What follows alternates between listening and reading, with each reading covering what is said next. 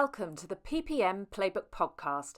I'm your host, Laura Watts, and for each episode, I will be talking to a guest to unpick the complexities of running effective programmes and portfolios of work. My company, Verto, is a veteran in this space, having supplied a programme management solution to public sector organisations since 2008. So without further ado, let's get started. Hello and welcome to another episode of the PPM Playbook Podcast. I'm Laura Watts and you find me today in some very new, very plush studios. We're actually at One Ed City, the podcast studios there in West London, and it's delightful. I think we're all having a lovely time so far, so it's really nice to be here, and it certainly keeps our promise of being a touring podcast. So here we are, touring once again. As always, I urge you to subscribe to this podcast so that you do not miss an episode. But also, please like, comment and share, because we want to hear your thoughts on what we're talking about, but also it does help to push the podcast onto other people who might also want to hear a little bit about what we are talking about. Right. I would now like to introduce my guests for today. Natasha Osborne is Head of Client Success at Verto, so an esteemed colleague of mine. Indeed. Tasha's been working at Verto for 4 years now. She is an absolute integral part of our clients' ability to ensure that Verto aligns with our clients' strategic goals. She also does a ton of other stuff. She's a busy woman. So welcome. Thank you for making the time today, Tasha. Thank you for having me. It's great to have you here. Now, we're absolutely delighted to have a very special guest in the studio today. I would like to introduce Emma McMillan. Hello. Emma, you are Head of PMO at Aviva. That's right. Yeah, so previously Lloyds of London. That's right. Emma, you've worked in financial services for the majority of your career. And it's this knowledge that you have that we really hope to unlock as part of this conversation, particularly through the lens of the financial and sort of insurance sector. And this is what makes you such an exciting guest to have on the show today. So welcome. Thank you. Very delighted to be here. Okay, so I'm just going to start with some of my questions here. So you transitioned from quite a long tenure. I did. At Lloyds over to Aviva. So how has your expertise in each organisation shaped your approach to programme management? That's a really good question. So I was quite surprised at how similar the organisations are. Lloyds compared to Aviva is very small. The size of the change portfolio are very, very different. But some of the challenges that both organisations have are very similar. Yeah. Obviously, there's a complexity that you get with a larger organisation that perhaps wasn't there with Lloyds. But it is some of the maturity and some of the struggles and some of the challenges are very, very similar, which kind of actually was comforting, but also surprising. Yeah. It was like, oh, okay, wasn't just us at Lloyds, and it's the same here. So because you spent such a long time at Lloyds, yes. I can imagine that you sort of thought, wow, this is very specific, but yes. of course it's yes, because Lloyds really is quite unique with the marketplace. It is, that's what makes it unique. It's that marketplace. So I did think it would be very different. So, for example, one of the biggest differences with Lloyds is not a profit-making institution. It's governed by an Act of Parliament. With Aviva, obviously very different. That is a profit-making organisation. So I thought that governance structure would mean the organisations would be very different when it came to change, but turns out not so much. No.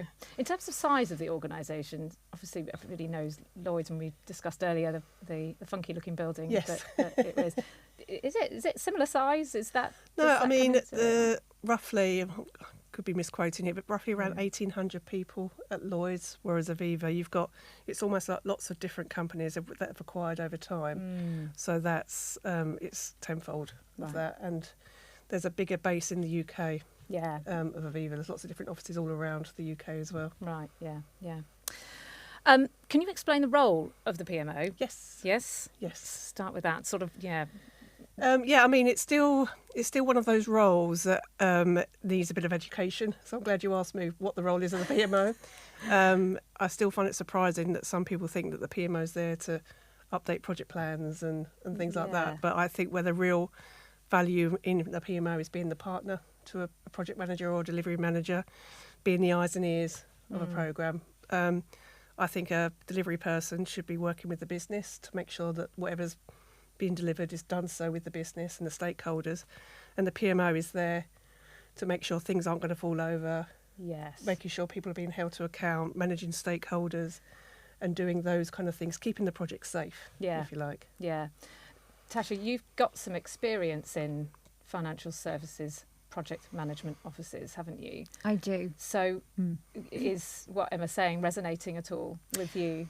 So it's interesting, where I worked, there wasn't a PMO. So it was a much smaller institution, probably only about 300 staff before I left.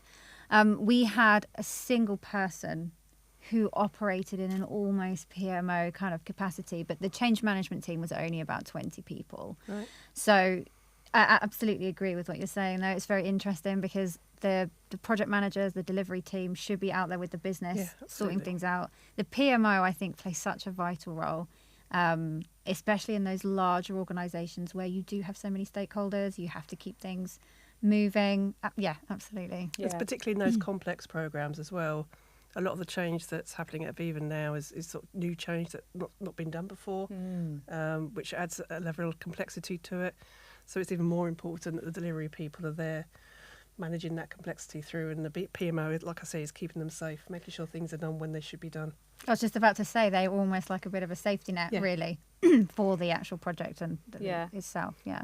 And do you, is this the way you see the PMO function evolving over time? More having to deal with more complex projects, or is there anything else that is forcing the PMO to? I think AI will have a impact like it has on, I think, every single role in every industry, because obviously AI is going to become very useful to a PMO. Part of what PMO does is a lot of the reporting, particularly where I sit across the horizontal of all the change. So at the centre of that, we have to report up to the executive. So being able to report and get those insights, being able to sort of give the unvarnished truth, if you like, to the executive, AI is going to become a very useful tool for that. I like that phrase, the unvarnished truth. Yes. Yeah, absolutely. So there's some challenges around. Yes. It'd be boring if there weren't any challenges. Oh, of course, yeah.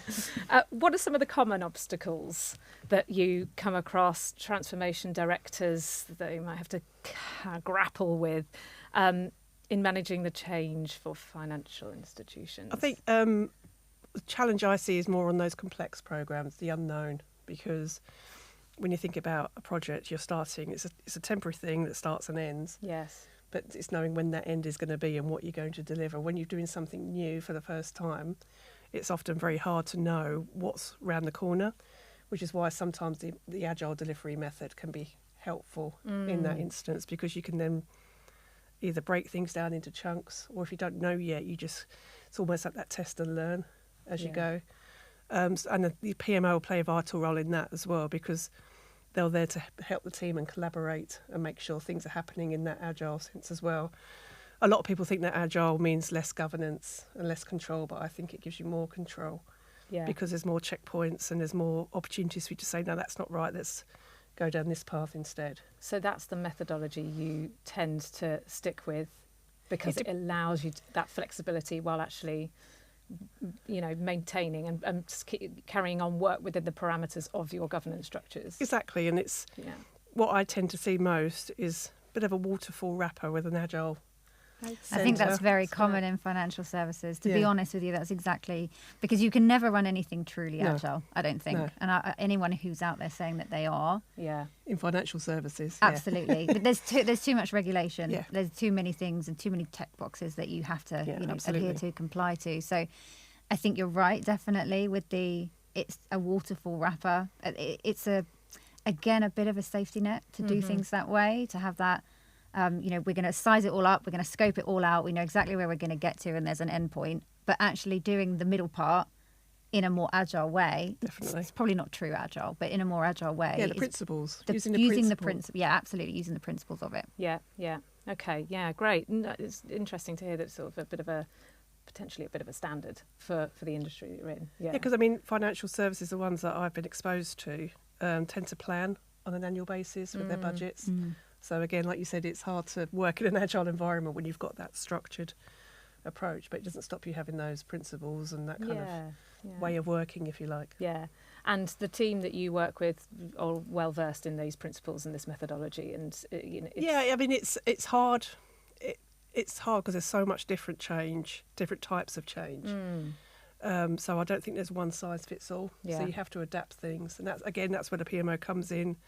It's being that safety net and those guardrails. No matter what methodology, they're there to make sure that the safety bits are done. And you've sort of alluded to the fact that projects and programs that you run, they're sort of becoming more and more complex. Yes.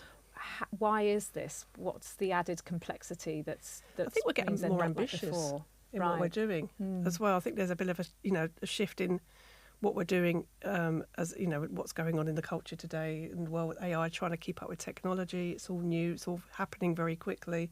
Keeping up with that, and it's kind of with a service-based industry like Aviva, you've got to answer to that and keep up with that, keep up with your competitors, and be one step ahead. So that's all unknown. Do you almost think that AI and the coming in of the advent of it within your industry it's not actually going to make your life easier, it's just going to raise the expectation levels of what is able to be delivered? Or I think, it really I don't know what I did before Copilot already. Oh my gosh, you and me both.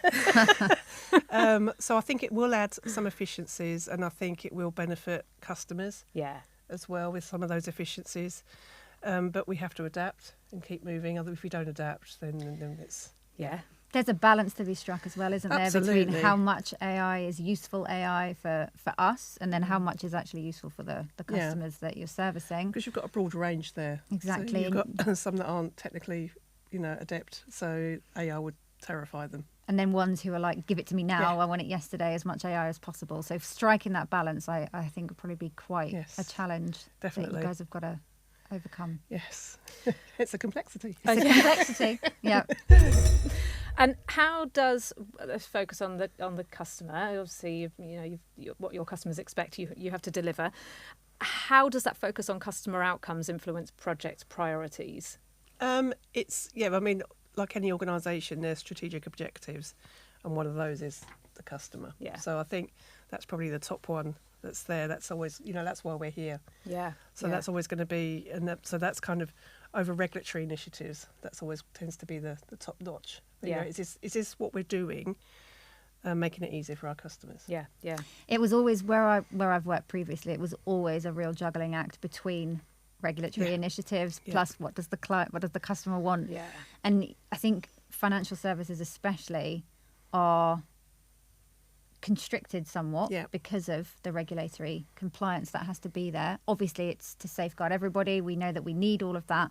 But then you've also got to think about making it simple, trying to translate, financial regulations to something that the customers can understand. Like GDPR is a prime example. Incredibly, absolutely. I remember implementing that in the place that I last worked. So trying to translate that to something that customers can understand is extremely challenging, whilst having products and services that they can really make use of. So absolutely. Yeah, you're really in an interesting position, aren't you? Because your customers are everyday people that, a lot of the time, just like the softer side of things, but the governance and the regulations that you have to adhere by. Regulatory tends to be very fixed scope as well. Yes. You have to, and you've got a fixed timeline usually as well. And you're not always given an awful lot of notice. No. So you do have to work and again, that's probably why Agile works really well in financial services, because when I worked in a stockbroking service, so there's always new initiatives. Very fast paced, always new initiatives. Of course, we're going to be releasing this, and as soon as the government puts out, there's a new product that you can invest in. Well, great, but we have to create that product here so that people can actually do it. Yep. So you're often given quite short notice, and you have to adhere to that, and that can make it quite a challenge. But exciting as well. It is really exciting. Oftentimes working within those larger government organisations as well. I did work in the project management side of it, but I also worked at some point in the distant past as a technical, regulatory specialist. So I literally was translating those regulations it's and like applying another them. language, isn't it? It is it's like a legal it's very similar to that. Yeah. And you also have to understand how to communicate with the bodies that are putting those financial regulations out as well. Yes. So yeah, it's a challenge. And Lloyd's, we had licenses overseas as well. Yeah. So all those overseas licenses, we had to deal with regulators overseas as well. Yeah. So every country would have slightly different nuances and how Lloyd's traded and everything. Yeah. So we had a whole team that was just responsible for that. Right. And how, just out of interest, how big is your team in Aviva, and do you have to deal with this? Obviously, they're similar industries, but they're not exactly the same, are they? So no, because Aviva does insurance, but it does a lot of investment type thing as well. Whereas Lloyd's was specialist insurance. So how big is your team to cope with everything at the moment?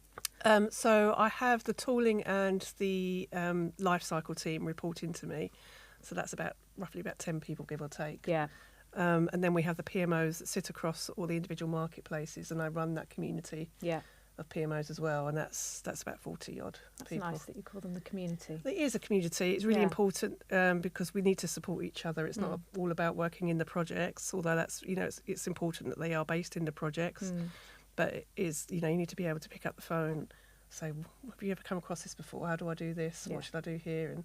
And that's why that community is really important. Yeah. And you mentioned just before there about the tooling team. Yeah. So it would be remiss of me to ask, seeing as we do this for a living, what criteria do you consider when imagining, when implementing the right tools to help you deliver all of this complex change? I mean, we have to practice what we preach and get our requirements right from the start. For me, it's around, for the organisation, what oversight do we need to have? And from that, what questions do we need to ask? And then where do we get that information from? And that's where the tooling comes in. So, if we're reporting up to the executive, what do they want to know? They want to know that their investment's on time, on track, what are the risks to that. But then you've got the different levels. So a steering committee, or looking at that just from a project point of view. Yeah. So you have to get all those levels. So how do we drill down and drill up? And then from where I sit, it's getting that horizontal. So we can see all of that information in those verticals and then aggregate that up as well. So it's around the information, how important, what type of information we need, what processes have we got, or do we need new processes to actually make that data entry work? Yeah. But also, probably the most important, it has to work for the project teams as well. It has to be useful. There's no point just being a tool that works for the central PMO. It has to be a useful tool for the delivery teams. Otherwise, you're not going to get the buy-in. Yeah, it's really refreshing. Yeah, sorry. Absolutely. I was just going to probably similar to you. I mean, it's literally my whole job is around that. So how do we make sure that you can embed things properly? And I think what you're saying there is really important. I think for everybody to understand that yes, the data that you're getting out, super important.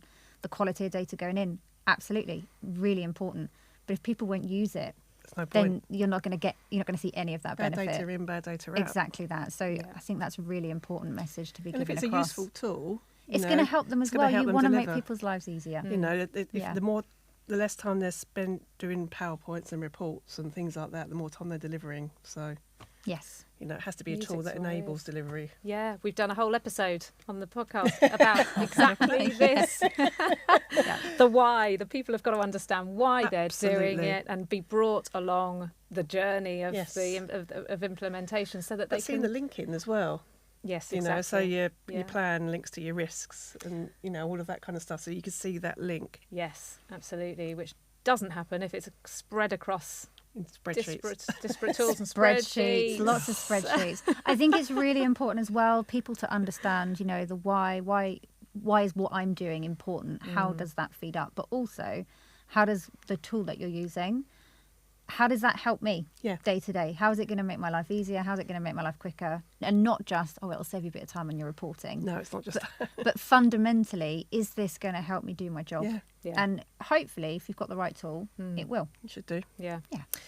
So way earlier, you mentioned that the PMO is one of your many, many jobs is to keep your stakeholders engaged. Yes. So I wondered what strategies you employ as a team to make sure that they are engaged, involved, updated. It's so important. It's probably if one of the most important things when you're doing delivery, and you can't underestimate it. I think for me, a good old-fashioned stakeholder map still works.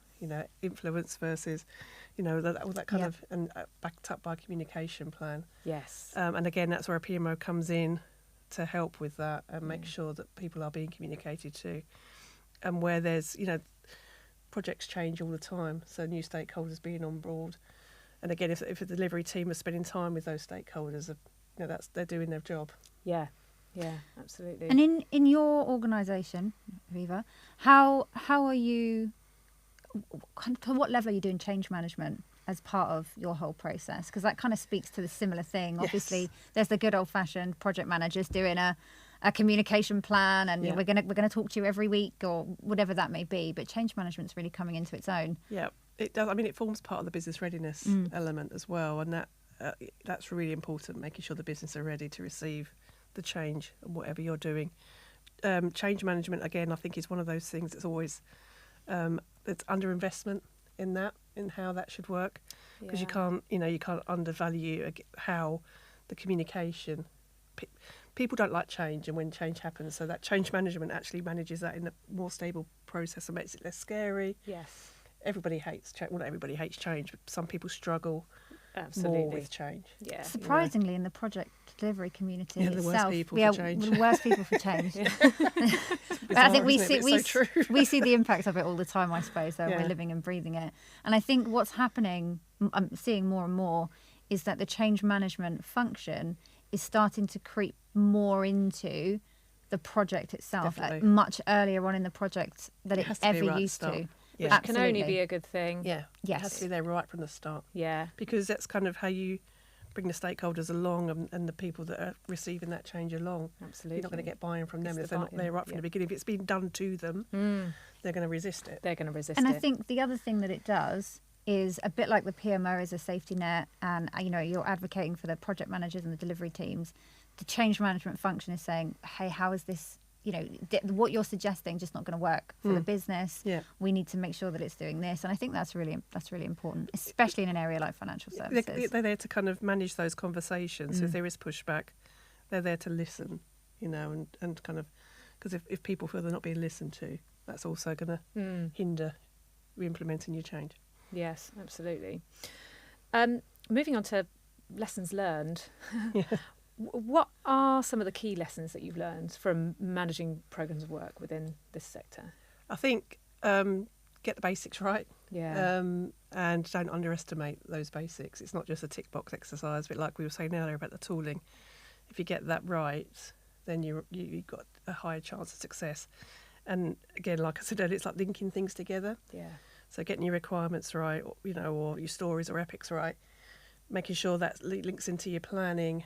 And then what risks are there to that? But it's that linking rather than I'm doing my plan and then I'm doing my risks, and it will be quite siloed and doing it because a manual tells you have to do it. It's get those basics right, and that's what keeps you safe. Yeah. It's not there just because it's in a tool book somewhere. It's there because it enables you to have a safe delivery. Yeah. So emerging project managers, is this something that you sort of try and instill in them fairly early on? Is that? Yeah, definitely. Get your basics right. Understand who your stakeholders are. You need to spend time, because sometimes it's the less obvious ones that can be the disruptors or even the influencers. So understanding the breadth of your stakeholders, knowing the organisation.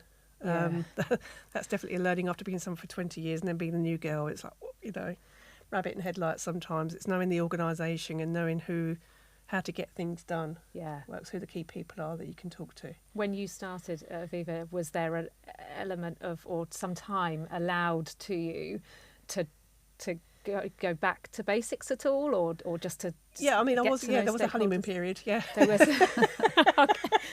You're not in it anymore, no? No, definitely not. It does end, doesn't it? I mean, the thing is, as well, I almost wanted that to end, because it's kind of, you want yourself to be 6 months down the road where you know everything, and it's quite frustrating when you're in it. You have to allow yourself to learn all the ins and outs of the organisation, but it's horrible being the new girl. Yeah. I just wanted to be someone who's established and know how to get stuff done, because that's what my reputation was at Lloyds. I was a go-to person.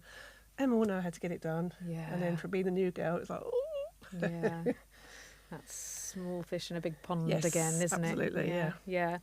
Okay, so last question, actually. This has gone so fast, hasn't it, today? I love it when this happens. It's been a really good conversation. But looking into the future and future trends, so what trends do you foresee impacting programme management in the financial sector? How can organisations such as yours be prepared? I mean, AI, obviously we've sort of spoken about this one, but I think for financial companies, we've seen a lot of it recently around cyber. Obviously, that's a big thing, and the threat from cyber and everything, and how we protect ourselves from that, but also how we protect our customers and we stay on top of that.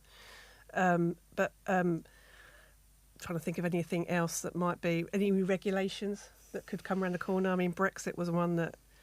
Well, that was a challenge, wasn't it? Yeah. That's an underestimation. So you were working in financial services during Brexit? Yes, I was. Yeah. It was. I think we're still feeling the repercussions of it. Right. And obviously, as the government changes, of course, there's obvious things that could happen. Every time there was a budget. Yep. Yeah, in the financial sector, every time there's a budget, you just bated breath. What are they going to throw at us next?